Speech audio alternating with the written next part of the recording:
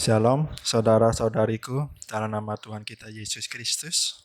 Izinkan saya pada kesempatan kali ini menyampaikan firman Tuhan dan membaca kitab-kitab dalam 2 Raja-Raja 6 ayat 24 dan 2 Raja-Raja 7 1-20.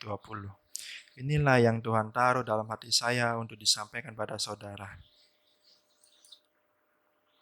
Pada 2 Raja-Raja 6 ayat 24 dikatakan, sesudah itu Ben-Hadad Raja Aram menghimpunkan seluruh tentaranya lalu maju mengepung Samaria.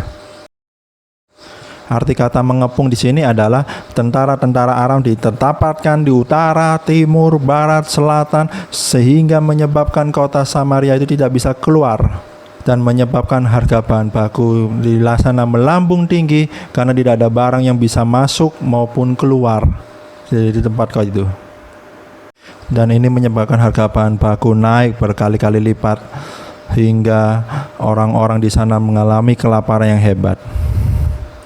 Pada 2 Raja-Raja 7 ayat 1 dikatakan, besok kira-kira waktu ini sesuka tepung terbaik akan berharga 1 sikal dan 2 suka jelai akan berharga sesikal di pintu gerbang Samaria. Apa yang ingin Tuhan sampaikan dalam ayat firman ini? Kita ketahui bahwa siapapun Anda, mau Anda adalah orang yang terbaik, terkaya, terhebat, miskin, terbelakang, semuanya sama oleh mata Tuhan. Karena kita adalah anggota tubuh dengan kepalanya yang sama, yaitu Kristus itu sendiri. Ketika Anda membaca pada 2 Raja-Raja 7 ayat 3-10, Anda akan melihat bahwa ada 4 orang kusta yang dipakai oleh Tuhan untuk memberitakan kabar baik pada Raja Samaria. Pada saat 4 orang kusta ini ingin menuju ke perkemahan tentara Aram, mereka sebenarnya sudah bergejolak di dalam hati mereka. Mereka merasakan hidup dan mati. Mereka diberanikan diri oleh Tuhan untuk menuju ke perkemahan tentara Aram. Saat mereka di dalam perkemahan Aram tersebut, Tuhan berkenan dan membuat suara kereta, suara kuda, dan suara langkah tentara yang sangat banyak, sehingga tentara Aram merasa banyak pasukan besar menghampirinya dan lari ketakutan. Pada saat itulah ketika orang kusta sampai di dalam kemah tersebut, ditemukan bahwa sudah kosong. Pada saat mereka melihat emas duniawi dan tertarik dan ingin menyembunyikannya, namun salah satu dari mereka berkata, tidaklah baik perbuatan ini. Ini adalah hari baik. Mari kita beritahukan kepada raja. Apa yang ingin Tuhan sampaikan mengenai ayat ini? Tuhan ingin sampaikan bahwa Tuhan bisa memilih Anda, siapapun Anda yang tidak memiliki kedudukan, tidak memiliki jabatan, atau bahkan bukan siapa-siapa, namun Tuhan bisa menggunakan Anda untuk menggenapi firman-Nya. Tuhan akan selalu menyertai Anda kemanapun Anda berada, karena Anda adalah umat pilihan-Nya. Ketika Anda berada di jalan bersama dengan Tuhan, maka ingatlah, jangan sampai engkau tergoda dan jatuh ke dalam emas duniawi. Tetaplah fokus untuk terus memberitakan kabar baik. Banyak sekali umat-umat Tuhan yang jatuh di dalam godaan emas ini.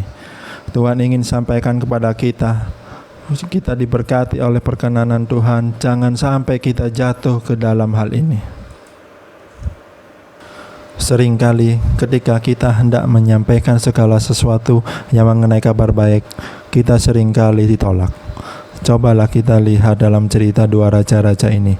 4 orang kusta yang memberitakan kabar baik kepada raja, bahkan diragukan, tidak dipercaya, sehingga raja-raja mengutus utusannya untuk melihat apakah yang dikatakan oleh orang kusta ini benar adanya. Kita seringkali mengalami hal tersebut. Namun tetaplah sampaikan mengenai firman Tuhan. Jangan takut. Pada ayat 16-17 dikatakan, keluarlah penduduk itu dan menjara tempat perkemahan orang Aram, dan genaplah firman Tuhan. Pada ayat 17 juga dikatakan, perwira yang tidak percaya di ayat pada kedua lalu dia menjadi pengawas dan diinjak-injak sampai mati. Apa pesan yang ingin disampaikan di sini?